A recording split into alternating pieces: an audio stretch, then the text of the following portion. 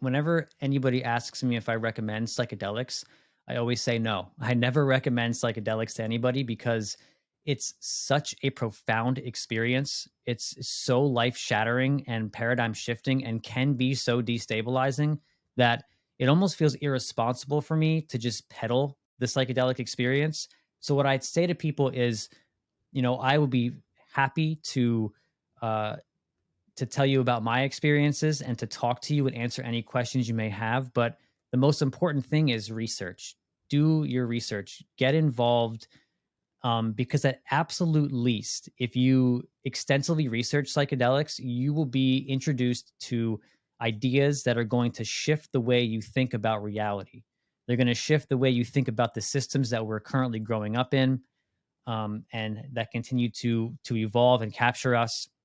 And if you do decide to get into it, take it slow, respect the substance above all. That is the number one thing, because I've had experiences where I did not respect the substance, and it taught me respect very, very quick. So I think that's the most important part. I like to tell people about the negative experiences so that they understand the severity of what they're getting themselves into, and so that they can try to avoid these things and try to learn from prior mistakes. Yeah. What is respecting the substance? How would you break that down? I think respecting the substance really boils down to three things: set, setting, and dose.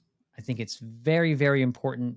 Your set, obviously, being your mindset, your intentions, what you're bringing to the experience, why you've decided to do this.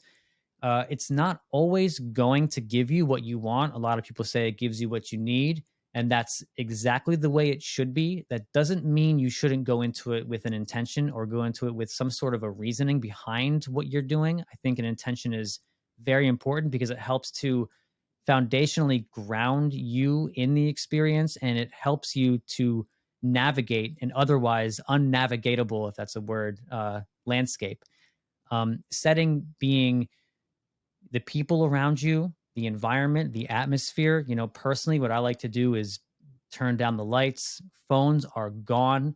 The only thing I do with my phone is I like to set a timer just in case. Just so sometimes I feel like it's nice to know how long it's been, but I set that timer and then the phone goes away. No obligations. No one's going to come to your door. No one's going to call you. Nothing. You are 100% involved, 100% with that experience. You are invested in it, and there's nothing else that you are responsible for doing. Apart from that, the setting being comfortable, I like to have candles lit. I like to have some sort of spiritual sacraments with me, whether they be crystals or, a Buddha statue or something to sort of just get you in that state to help with your transition. I always take my mattress from my bed and put it in my living room. So there's pillows everywhere, there's blankets everywhere, candles lit. It's just a beautiful, inviting environment. And then a lot of people sort of don't really talk about the dose much, but I think the dose is super important, especially when you're talking about mushrooms, like with dried grams, because the threshold is very different. Each experience, according to dose, is very different. I like to say like maybe a gram to 2.5 grams dried is like that basic experience of like walls breathing, colors being like more vibrant. You're able to sort of see things that you wouldn't normally see in your physical reality. The stimuli that are outside of you are really interacting inside. You're feeling your environment, and you can have fun and relax and laugh and love. And then the 3 gram to 4 gram is really, really hitting it hard. Like you're starting to venture into that divine realm. You're starting to venture inside your own soul and your own spirit. But at that level, I like to think of it as like you're put underwater, but you can come up for air if you need to, because the dose isn't so insane that you lose all control.